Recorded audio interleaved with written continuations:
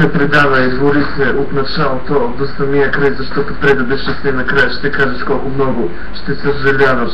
Живота е жесток с нас самите, но защо съдбата ни така трябва да е? Те жестока винаги, всеки ден, да гледаме нашите любими как ни нараняват и тръгват с нашите приятели, които ни забиват на гърба, но все пак ние трябва да погледнем на нещата такива каквито изглеждат, защото накрая ще си кажем колко много ще съжаляваме, защото не трябва да прощаваме, а трябва направо да действаме конкретно и да им кажем на тези, които са ни наранили до сега, че ще намерим други, които да ни обичат, ценят и уважават. За това нека да се стегнем и да гледам само напред и да си кажем, че няма да се отказваме от живота напълно, а ще се променим коренно различно, защото на нас ще ни трябва пълна промяна и не само това, но ние трябва да си промениме живота.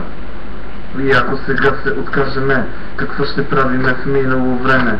Ще си седиме в къща и ще се измъчваме за изминали неща или може би за любов, която е невъзможно, но все пак ти трябва да се бориш за това, което искаш.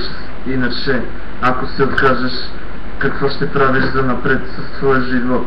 За това не се отказвай, а се бори силно за вашата силна любов, за вашата връзка, защото ако не се бориш, ще я загубиш. Тя ще предпочете да бъде с друг, но все пак тя може би поне малко изпитва любов в нейното сърце, а накрая какво ще направиш ти, ако тя ти каже, че отново иска да сте заедно?